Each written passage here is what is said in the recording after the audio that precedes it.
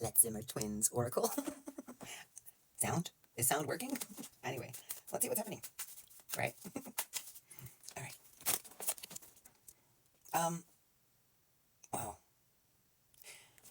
Just a second. Wow. Amazing. So what we have here is that you're going to feel extremely light in about, I'm going to read the numbers too, in about 15 days or so, right? Lighter, right? And it's because, I don't know, I'm going to cover up the boobies here. It's because you're going to enter the place of the power, right? So you will feel power within yourself, right? Look at it this way.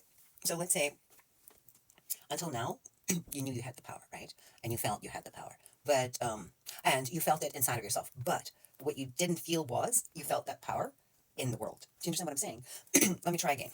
So let's say me and you are interacting. You felt your power. You felt the power within you. You were aware of your power. And then with me, you also were able to feel the power and be free with it. But what you did not have was feel that power amongst many all at the same time. So this is what's happening right now. You're going to feel that power amongst a lot of people all at the same time.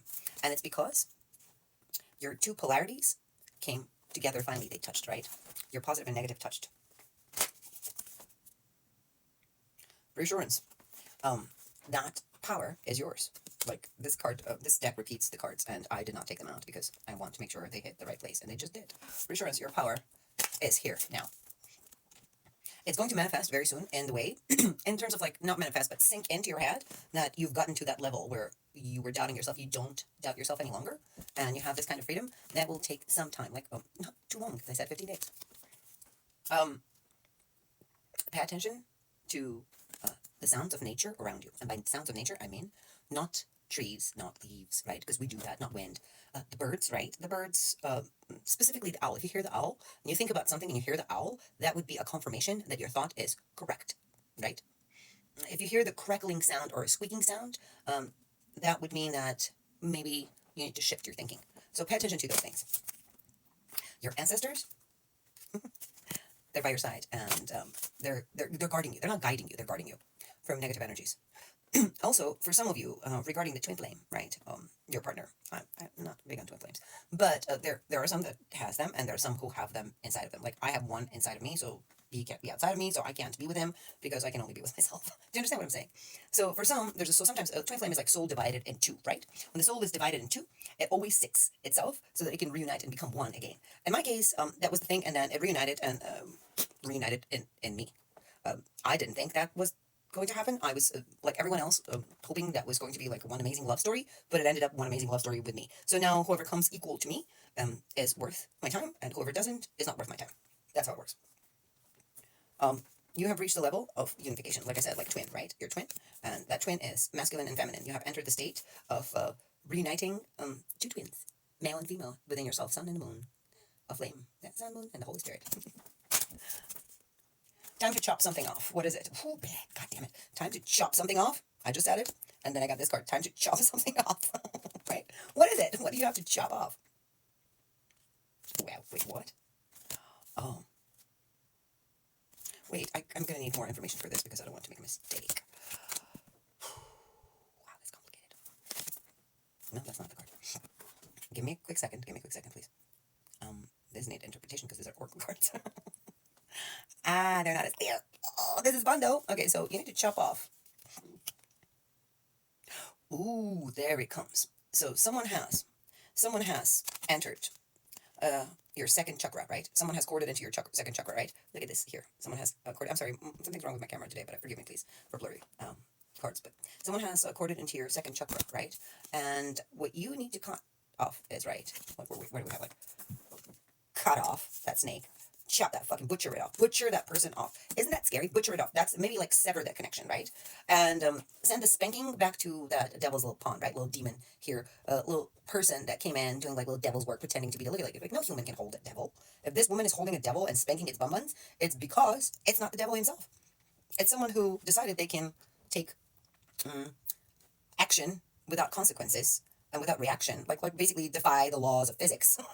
Like in terms of science, defy the laws of physics of cause and effect, of karma, because that's what karma is, cause and effect, and go ahead and do something. But you have to take that person and then spank their bum buns. What does that mean? That means when you take that cord, right? Like, let's say you meditate. Remember, I keep saying, like, it keeps popping up, and it's popping up in my head all the time these days. Keep meditating. When you're in a meditative state, visualize your second chakra, right? If you don't know what it is, Google it, because I ain't got no fucking time here. So, concentrate on that color orange. Concentrate.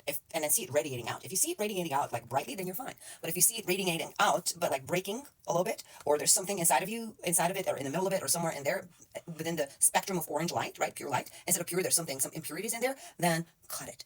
Visualize. I don't know.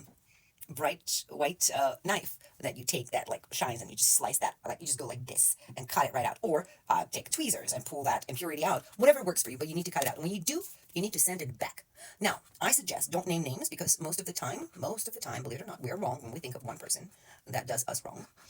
It's not necessarily that person. So what you do is you send it back to where it came from. So all you have to do is send it back to where it came from, or even better, send it into the pool of judgment, right?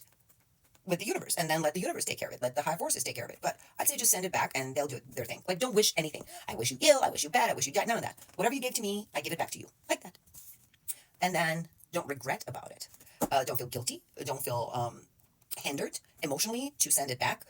Don't go like, that person has children. That person is married. I don't want to ruin their life. I don't want their... That's none of your fucking business. What you're doing is you're taking something that's been put inside of you without consent and taking it out. It's like abortion, right? You've been raped, and now you're aborting that baby.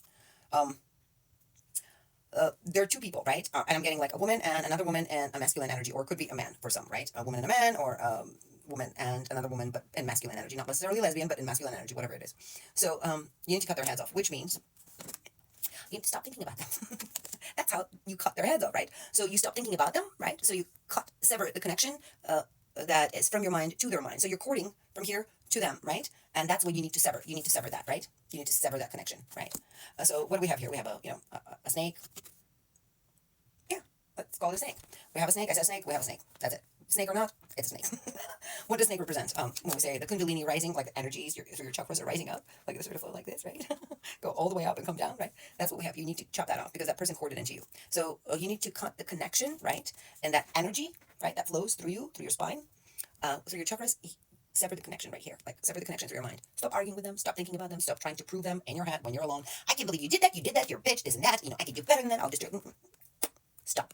Every time you start that, stop yourself, and then think about something else. I don't know, flowers, dragonflies, butterflies, whatever it is, children, bugs, bunnies, I don't know, whatever it is that distracts you from it. Remove your attention from it. Keep training yourself for about a week, and it will be done. I promise you, it will take you only a week. If you keep doing it every day for a week, you will no longer need effort to shift a thought, right? And that shift of thought, like, let's say you're capable of shifting your thinking, like from negative to positive in this situation. If you train yourself in this situation, that shift will eventually help you with other things. So you just evolve to another level just by beating that side of you. So go for it. It's a good advice. I think everybody should go for it. What is it that you're overeating on? Okay, look, you're too concentrated, right, on this. You're like overeating your dreams, right? So what you're doing is, like, you have a dream, but you're like so focused on it that it puts you in a state of despair and longing, right? Where you turn your back to the world, and you're like looking into the past, into the ancient world, where you were when there's like a mummy person, whoever it is, and then what you need to do is, wait, I'm gonna do one more. Yes. That's a devil's trick, to keep you in this little state where you remain thinking about the dream, overthinking. Thinking is okay, fantasizing is okay, meditating is okay, but like when it becomes your daily life and you can't focus or concentrate on present and now, devil has won. Devil has won, and then he has made a match. So your job right now is to lobotomize yourself, right? Take that thought and right? Remove your part of your brain. Look at it, this is great. Remove part of your brain. This is you and this is you. Remove part of your brain. Get rid of it. The one that actually hinders you and lives in an illusion, right? And remove that part of you that argues with other people. This is what you need to do. You need to do two things, the ones that we talked about before. And that would put you in a process of transformation, right? So we have an alchemy here. So mind over matter. That is the true alchemy, mind over matter. True alchemy of turning lead into gold is actually mind over matter. Exactly. It's what it is. If someone else tells you otherwise, whatever, you can believe it, but that's not the spiritual aspect of it, right? Spiritual aspect is mind over matter. That's what you have to do, right? Extract the bullshit out of your head, out of your mouth. Stop arguing and screaming at the dead. They are dead. They're dead.